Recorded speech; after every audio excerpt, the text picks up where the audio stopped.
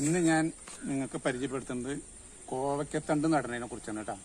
അത് ഞാൻ നടുന്ന രീതിയാണ് ഞാൻ ഈ കാണിക്കുന്നത്. അതവിടെ ചെറുതായിട്ട് അപ്പം നമ്മൾ നടുന്നതിന് മുമ്പ് തന്നെ നമ്മൾ ഇതിന് പന്തലിടാനായിട്ട് അതിന് പടരാനുള്ളൊരു സൗകര്യം കൂടി നമ്മൾ നോക്കിയിട്ട് വേണം ചെയ്യാനായിട്ട് കേട്ടോ. അപ്പം ഞാനിപ്പോൾ ഇവിടെ കുത്തിയിട്ട് അപ്പുറത്തേക്ക് പടർത്താനാണ് ഉദ്ദേശിക്കുന്നത്. അപ്പം അതിൻ്റെ പേരിൽ ഇത് ഈ കമ്പ് നടണം. ഈ കമ്പ് നടണ ചെറിയൊരു ഇതാണ്ട് നനയ്ക്കുക.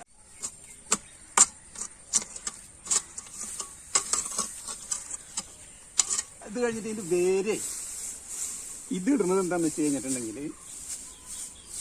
ഇത് ഇട്ടിട്ടുള്ളത് എന്താന്ന് വെച്ച് കഴിഞ്ഞിട്ടുണ്ടെങ്കിൽ നമുക്ക് ഇതിന് വേര് പെട്ടെന്ന് തന്നെ ഓടണം. അപ്പൊ ആ വേര് ഓടാൻ വേണ്ടിയിട്ടാണ് ഞാനിത് ഇങ്ങനെ ചെയ്തിട്ടുള്ളത് ഇടാം. അപ്പൊ നമുക്ക് അത് നട്ടു നോക്കാം. ഇതേ ആ വൈക്കോല് ഇങ്ങനെ എടുത്ത് വെച്ച് കഴിഞ്ഞിട്ട് ചെറുതായിട്ട് മണ്ണ് ഇതിന്റെ മേലെ അങ്ങോട്ട് ഇടാം. അത് കിളിർത്ത് പൊടിച്ച് വന്നതിന് ശേഷം മാത്രം മണ്ണ് ഇട്ടാൽ വളങ്ങൾ ഇട്ടാൽ മതി ഇട്ടാ. വളം അങ്ങനെ പ്രത്യേകിച്ച് ഒന്നുമില്ല, ചാരം ഇട്ടാൽ മതി, എല്ലാം റെഡിയാവും.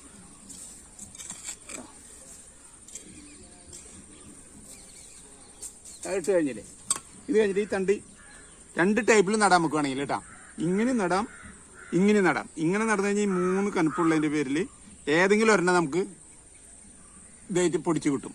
ഇതാവുമ്പോൾ നമുക്ക് ഒരു പക്ഷേ വെള്ളം കൂടുതലുണ്ട് നനവുകൊണ്ട് പൊടിച്ചില്ലെങ്കിൽ ആ തണ്ട് നമുക്ക് നഷ്ടപ്പെടാൻ സാധ്യതയുണ്ട്.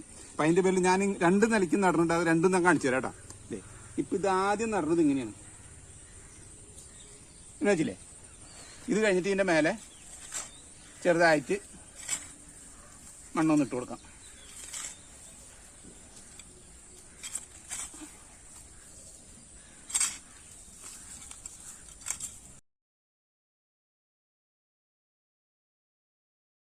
മണ്ണിട്ട് ഇത് മൂടിയിട്ടുണ്ട്. പക്ഷേ ഫുള്ള് മണ്ണിട്ടു എന്നുള്ള വിചാരം വേണ്ട. അതെ കാണാതെ ഇപ്പൊ മണ്ണ് തെളിക്കുമ്പോൾ നിങ്ങൾക്ക് അത് കാണാൻ പറ്റും. വേണ്ട നമ്മുടെ കമ്പ്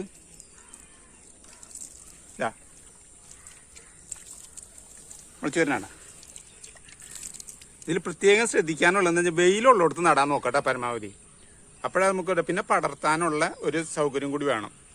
അപ്പൊ ഇത് നമുക്ക് ഒരു സ്ഥലമുള്ള ആൾക്കാർക്ക് ഇങ്ങനെ നട്ടാൽ മതി എന്നാണ് എൻ്റെ അഭിപ്രായത്തിലുള്ളത്. ഞാൻ അങ്ങനെ നടന്നത്.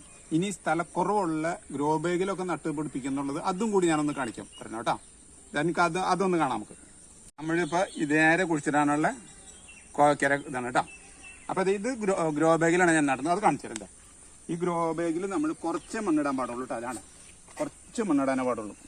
ഈ കുറച്ച് മണ്ണിട്ടതിന് ശേഷം നമ്മുടെ ഇത് ഇപ്പൊ എന്റെ വാഴയുടെ കടൽ ഇതാണ്, അല്ലെങ്കിൽ നമുക്ക് ചേരിച്ചോറായാലും മതി. ഇതാണ്ട് ഇട്ട് ആയില്ലേ, ശകലം മണ്ണും കൂടി നമുക്ക് ഇടാം. അതിന് ചെറുതായിട്ടൊരു ഇതായിട്ട് ഇത്ര അര ഗ്രോ ബാഗ് മണ്ണും മുഴുവൻ ഇട്ടിട്ടുണ്ട് ഇടാം. അപ്പൊ പിന്നെ ഇതാണ് കോവയ്ക്കര ഇത് തണ്ട് എടുക്കണം. ഈ തണ്ട് നമ്മൾ എടുക്കുമ്പോൾ പ്രത്യേകം ശ്രദ്ധിക്കേണ്ടതെന്ന് വെച്ചാൽ കട്ട് ചെയ്യുന്ന സമയത്തുണ്ടല്ലോ നമ്മൊന്ന് മാർക്ക് ചെയ്ത് വെക്കുക, മോൾ വശം താഴ്വശം. ഇത് പെട്ടെന്ന് മനസ്സിലാക്കാൻ കുറച്ച് ബുദ്ധിമുട്ടുണ്ടാവും.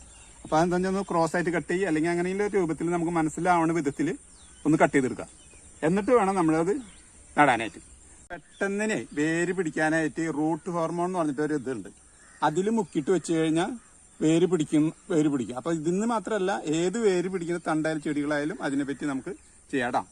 ഇത് നടുക. ഇനി നല്ല വെയിലുള്ള സ്ഥലത്ത് നമ്മൾ വെച്ച് കഴിഞ്ഞാൽ ഈ സാധനം പൊടിച്ചു വന്നിരിക്കും. പൊടിച്ചു വന്നിട്ട് നമുക്ക് ചെയ്യാം. അതാ പിന്നെ ബാക്കിയുള്ളത്.